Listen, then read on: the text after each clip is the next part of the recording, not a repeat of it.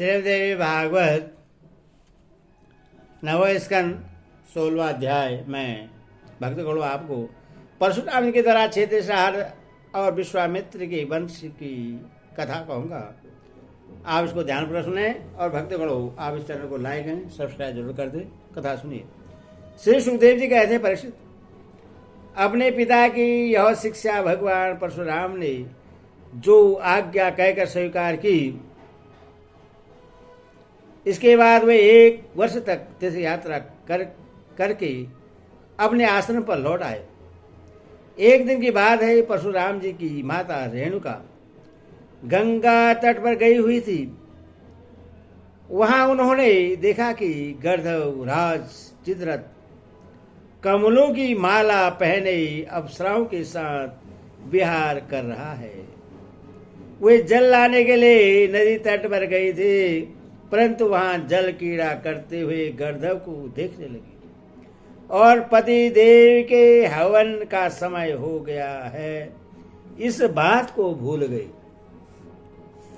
उनका मन कुछ चित्ररथ की ओर खींच भी गया था। हवन का समय बीत गया और यह जानकर वे महर्षि जमदग्नि के सांप से भयभीत हो गई और तुरंत वहां से आश्रम पर चले आए। वहां जल का कलश महर्षि के सामने रखकर हाथ जोड़ खड़ी हो गई।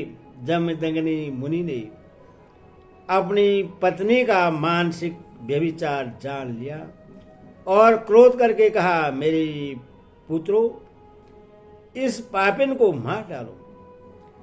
परंतु उनके किसी भी पुत्र ने उनकी वह आज्ञा स्वीकार नहीं की। इसके बाद पिता की आज्ञा से परशुराम जी ने माता के साथ सब भाइयों को भी मार डाला। इसका कारण था, वे अपने पिताजी के योग और तपस्या का प्रभाव भली भांति जानते थे।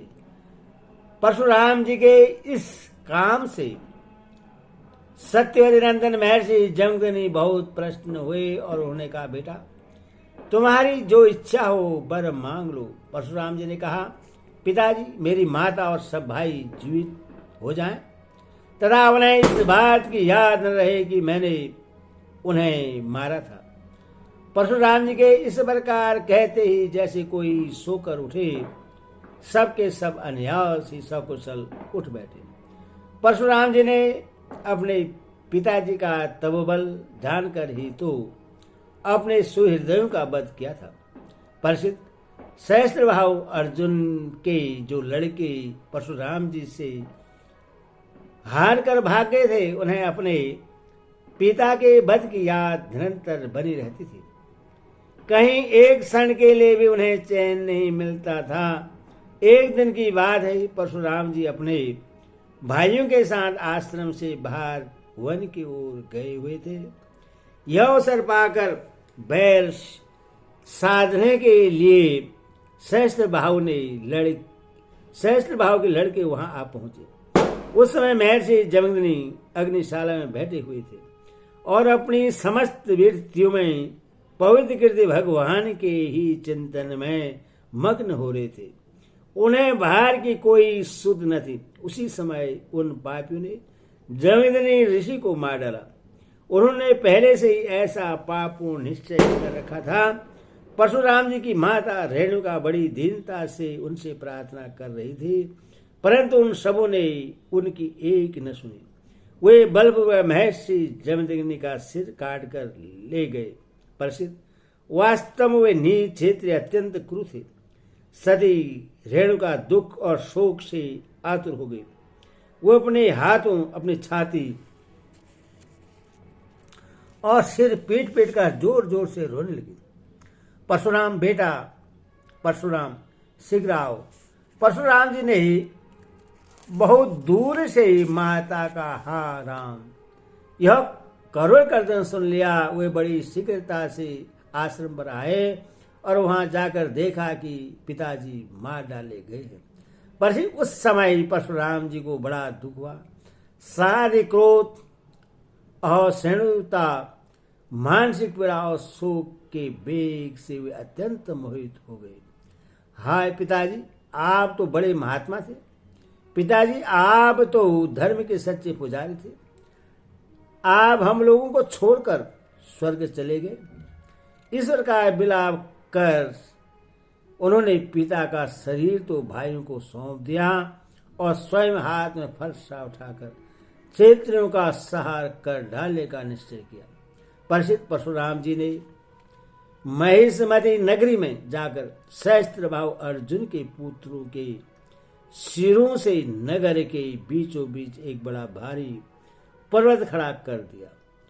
उस नगर की शोभा तो उस ब्रह्मघाती नीच क्षेत्रीय कारण ही नष्ट हो चुकी थी।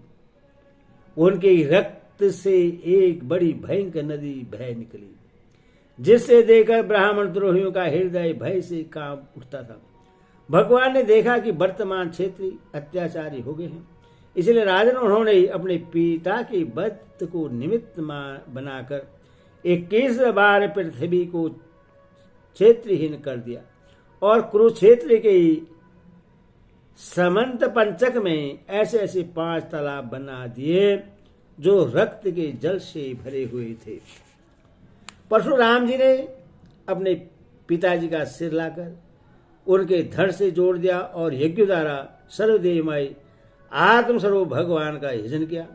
यज्ञ में उन्हें पूर्व दिशा होता को, दक्षिण दिशा ब्रह्मा को, पश्चिम दिशा अर्जुन को और उत्तर दिशा सामगान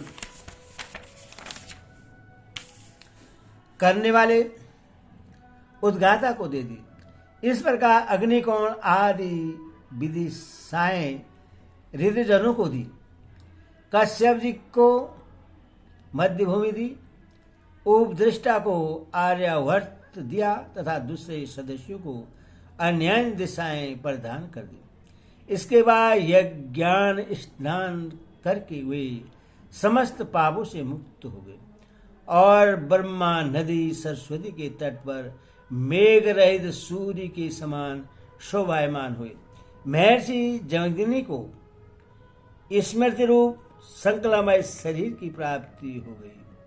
परशुराम जी से सम्मानित होकर वे सत्व ऋषियों के मंडल में 7वें ऋषि हो गए। प्रसिद्ध कमल लोचन जमदग्नि नंदन भगवान परशुराम आगामी मनवंतर में सत्व ऋषियों के मंडल में रहकर वेदों का विस्तार करेंगे। वे आज भी किसी को किसी प्रकार का दंड न देते हुए शांत चित्त से महेंद्र पर्वत पर निवास करते हैं। वहां सिद्ध गर्ध और चारण उनके चरित्र का मधुर स्वर से गान करते रहते हैं। सर्वशक्तिवान विश्वात्मा भगवान श्री हरि ने इस प्रकार भृगुवंशियों में अवतार ग्रहण करके पृथ्वी के भारभूत राजाओं का बहुत बार वध किया। महाराज गादी के पुत्र हुए प्रज्वलित अग्नि के समान परम तेजस्वी विश्वामित्र जी, उन्होंने अपने तपोबल से क्षेत्रत्व का त्याग करके ब्रह्मतेज प्राप्त कर लिया। प्रसिद्ध विश्वामित्र के 100 पुत्र थे। उन्हें बिचले पुत्र का नाम था मधुच्छंदा, इसीलिए सभी पुत्र मधुच्छंदा के ही नाम से विख्यात हुए।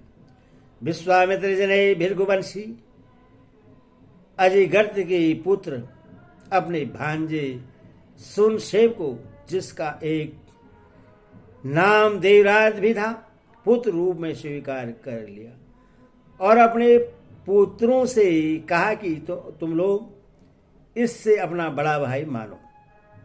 यह वही प्रसिद्ध भृगुवंशी सुनसेव था जो हरिश्चंद्र के यज्ञ में यज्ञ पशु के रूप में मोल लेकर लाया गया था। विश्वामित्र ने प्रजापति वरुण आदि देवताओं की स्तुति करके उससे पास बंधन से छुड़ा लिया था।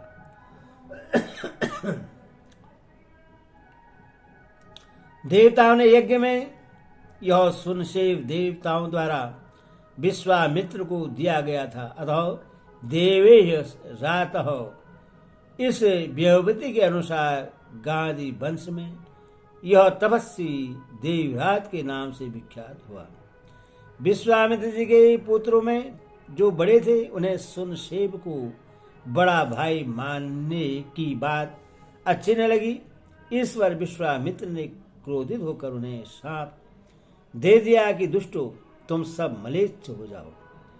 इस प्रकार जब 49 भाई मलेच्छ हो गए तब विश्वामित्र जी के बिचले पुत्र मधुछंदा ने अपने से छोटे 50 भाइयों के साथ कहा, पिताजी आप हम लोगों को जो आज्ञा करते हैं हम उसका पालन करने के लिए तैयार हैं।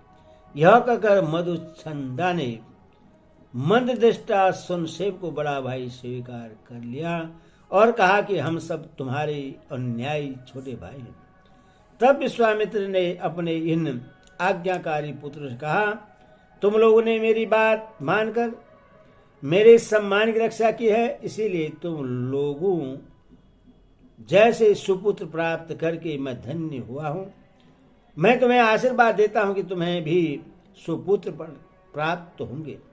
मेरे प्यारे पुत्रों, यह देवराज सुनशेब भी तुम्हारे ही गोत्र का है।